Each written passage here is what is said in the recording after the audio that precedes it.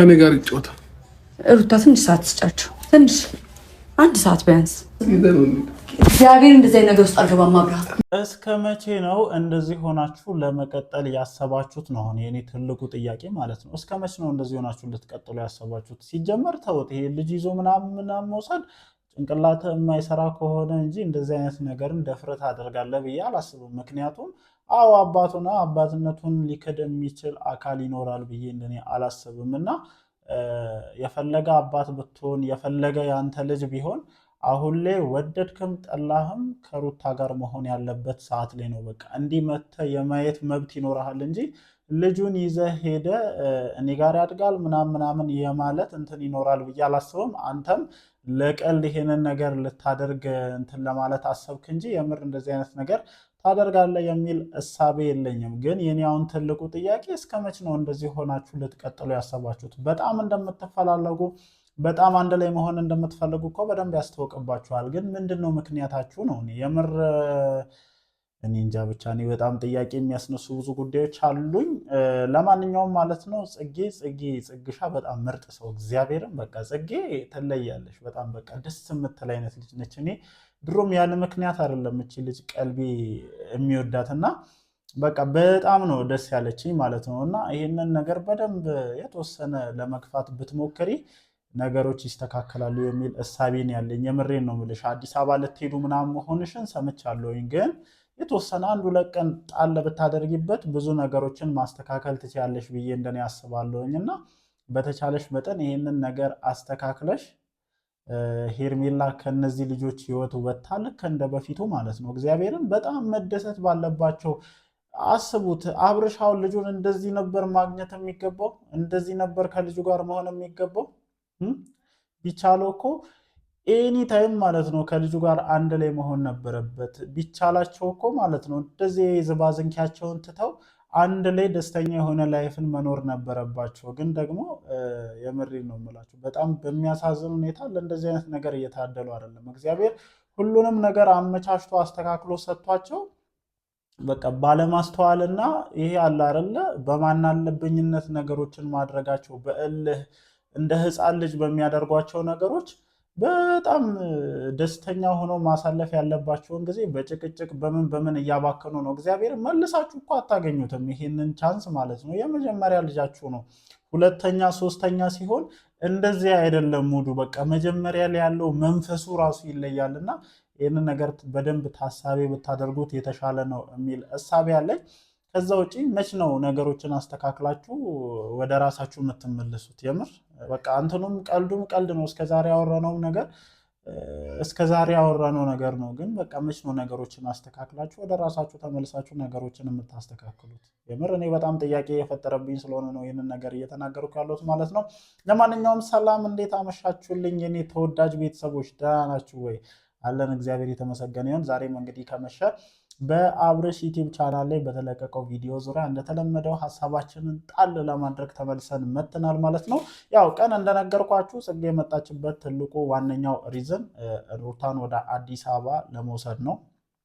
ግን ያው ሩታ እምቢያው አልሄድም ምናምን እኔ ወደ ውጭ ሀገሬ ነው የሚሄደው፣ ወይ ሁሉ ውጭ ሀገሩ ነው ልትል ነው መሰለኝ። እኔ ወደ ውጭ ሀገሬ ነው የሚሄደው፣ አንቺ ስትፈልጊ አብርሽን እስከነ አዲሱ ሚስቱ ይዘሽ ልትሄጂ ትችያለሽ እንጂ እኔ እንድች ብዬ እግሬን አንስቼ ወደ አዲስ አበባ አልሄድም፣ እኔ ወደ ውጭ ሀገሩ ነው የሚሄደው፣ ይሄ ሁሉ ከተማ ነው እላለሁ እያለች ነው። እና እኔ እንጃ እኔ ምን ማለት ፈልጌ ነበር መሰላችሁ? ጽጌን ብትሰማት የተሻለ ነው። እግዚአብሔርን ሰው እንዴት በሁሉ ነገር ስማርት ይሆናል? እንዴት ነው ሰው በሁሉ ነገር ስማርት የሚሆነው? እግዚአብሔርን ጓደኝነት ማለት ጽጌ ናት። አያችሁ አይደል መገኘት ያለባት ቦታ ላይ እንዴት እንደምትገኝ። አንተ አብርሽ ትልቁ ስህተት መቼ እንደተሰራ ታውቃለህ? አንተ እንደ ሴት ጓደኛ ከጽጌ ውጭ ሌላ ተጨማሪ የሴት ጓደኛ ያስፈልገም ነበረ። ያስፈልገኛል ብለህ ግግም ስግጥ ብለህ እቺን ልጅ አስጠጋት። እንግዲህ ዋጋህን እየሰጠች ነው ቆንጆ አድርጋ ማለት ነው። እግዚአብሔርን እኔ እየተናገርኩኝ ነው። በጣም በህይወት ምርጡን ታይሚንግ ማሳለፍ ባለብህ ሰዓት ላይ በራስ በፈጠርካቸው ችግሮች ምክንያት ራስን ወደ ትልቅ ችግር እየከተትክ ነው። ግን ደግሞ ጽጌ ከመጣች በኋላ ያለውን አብርሽ እኔ ወድጄዋለሁ፣ የተመችቶኛል። ሩታ ራሱ እየተመቻት እንደሆነ ፊቷ ያስታውቃል። እግዚአብሔርም በቃ አብረው ሲጫወቱ ምናምን ስታይ እንዴት በስስት እያየቻቸው እንደነበር አይታቸዋል አይደለ? እና ዝም ብዬ ሳስብ ብዙ ነገሮች የሚስተካከሉ እየመሰለኝ ነው። እና ይህ ልጁ ይዞ ምናምን ይሄዳል ምናምን እሱ ተውት፣ ፕራንክ ምናምን ነገር ሊያደርጋት ይመስለኛል ጽጌን እንጂ የምር በዚህ ሰዓት ላይ እሱም ልጁን ወስዶ ምንም ሊያደርገው እንደማይችል በደንብ ልታስቡበት ይገባል እንጂ እኔ የምር ደፍሮ እንደዚህ አይነት ነገር ያደርጋል የሚል ሀሳብ የለኝም። ከዛ ውጪ እኔ በምን አይነት መንገድ ነገሮችን ልታስተካከል እንደምትችል አላቅም። ግን ዝም ብዬ ሳይ አሁን ላይ ዝም ብዬ ሳይ ማለት ነው አሁን ባለው በዚህ በ2 ቀን በ3 ቀን ነገሮች ዝም ብዬ ሳይ ነገሮች ቢስተካከሉ ከሩታ ጋር ያለህ ነገር እንዳልቆረጠብህ ነው የተረዳሁት። እግዚአብሔርን እኔ እንዴት ነው ግን ያስቻላችሁ? ቢያንስ ይህንን አንድ ፍሬ ልጅ ስታዩ አያሳሳችሁም? እግዚአብሔርን ሁሉን ነገር ለሱ ሲባል አሁን አይተውም ወገን። እውነቱን እንነጋገር ከተባለ አሁን እውነት አያሳሳችሁም?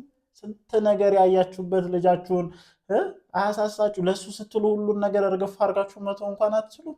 እግዚአብሔርን ደግሞ ቁርጥ አባቱን ማለት ነው ቁርጥ አባቱን እግዚአብሔርን እና ያው ካሜራ ካሁኑ እያለማመዱት ነው እንግዲህ እነሱ የሚዲያ ሰዎች ናቸው። በጣም አንዳንድ ኮመንቶችን ለማየት እየሞከርኩኝ ስለሆነ ነው እንደዚህ ካሜራ ላይ አታውጡት ምናምን የሚባሉ በጣም ብዙ ነገሮች አሉ። እኔ የማላምንባቸውና የማልቀበላቸው ነገሮች ማለት ነው። እግዚአብሔርን ልጅን የሰጠን እግዚአብሔር ነው በነገራችን ላይ ማለት ነው። የሚጠብቅልን የሚያሳድግልን ብዙ ነገር የሚያደርግልን እግዚአብሔር እንጂ እኛ በመጠበቃችን በምናምናችን ልጃችንን ከመጥፎ ነገር ልንታደገው አንችልም። እንደ ወላጅ ኃላፊነታችንን ልንወጣ እንችላለን። መጠበቅ ማለብን ሚና ላይ ልንጠብቀው እንችላለን እንጂ እንደዚህ ካሜራ ፊት ይዞ ባለመውጣት ምናምን እኔ እንጃ። እኔ እንደዚህ አይነት ነገሮች ብዙም አላምነባቸውምም አልቀበላቸውም። አሁን እንትን ላይ እያየሁኝ ስለሆነ ነው በነገራችን ላይ እዚህ ኮመንት ላይ ወደ ካሜራ አታውጡት ምናምን የሚባሉ ነገሮች ነው ያለውኝ እና ፕሊስ በእንደዚህ አይነት ነገር የምታምኑ ሰዎች ይህንን አስተሳሰባችሁን ብትቀይሩ የተሻለ ነው የሚል ሀሳብ አለኝ። ይሄ የኔ ሀሳብ ነው በነገራችን ላይ። ምክንያቱም ምንም እግዚአብሔር ነው የሰጠን። እውነት አንዳንድ ጊዜ እኛ ጠብቀን እንትን የምንል ይመስለናል እንጂ በፍጹም አይደለም። እግዚአብሔርን እስኪ አስቡት። አንድ ሰከንድ ከዓይናችሁን ዞር ሲሉ ምን ያክል ከባድ እንደሆነ ምን ያክል ሪስኪ እንደሆነ ማለት ነው። እና በእያንዳንዱ እንቅስቃሴ ላይ እግዚአብሔር ተጨምሮበት የእሱ ጥበቃ ኖሮት ምናምን እንጂ እኛ እንዲህ ካሜራ ላይ ስላወጣን ምናምን እንትን የሚል ነገር የለውም። አይሚን ይህንን የምትሉበት የራሳችሁ የሆነ ምክንያትም ሪዝንም ሊኖራችሁ ይችላል። ግን እኔ በበኩሌ እንደዚህ አይነት ነገሮችን ብዙም አላምንበትም ለማለት ያክል ነው። እንግዲህ ያው ምንም አድርገው መሸሸግም መደበቅም አይችሉም የሚዲያ ሰዎች እስከሆኑ ድረስ። እንደውም እኔ ዝም ብዬ ሳየው ምናምን ካሜራማን ምናምን የሚሆን የመሰለኝ ነው። እንደውም ልዑል ግሬስ ብሎታል። እንግዲህ እኔ ራሱ እስከዛሬ በእነሱ በተደጋጋሚ ቪዲዮ ስሰራ ስሙ ልዑል መሆኑን እውነት አላውቅም ነበር። እናንተም አንድ ቀን ነግራችሁኝ አታውቁምና ልዑል ግሬስ ብለውታል።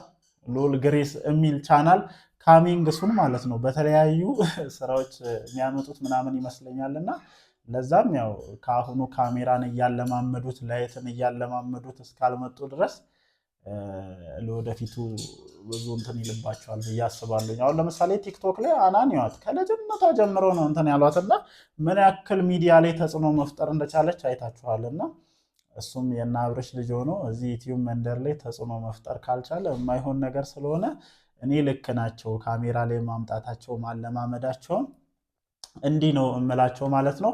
ለማንኛውም ከሁሉም ነገር የእናንተ ሰላም የእናንተ ፍቅር ይቀድማልና በማዕከላችሁ የገባችውን ያችን ቺኳን እንትን አውጥታችሁ ነገሮችን አስተካክላችሁ አንድ ላይ ተያይዛችሁ አዲስ አበባ ሄዳችሁ ልክ እንደ ከዚህ ቀደሙ ነገሮችን አስተካክላችሁ የምትኖሩበት ገና ያርግላችሁ ለማለት ያክል ነው ማለት ነው። እወዳችኋለሁ። እናንተስ በዛሬው ቪዲዮ ዙሪያ ምን ሀሳብ ትሰጣላችሁ? እንደተለመደው ኮመንት ሴክሽን ላይ ሀሳባችሁን አስፍሩልኝ። እወዳችኋለሁ። ይመቻችሁ።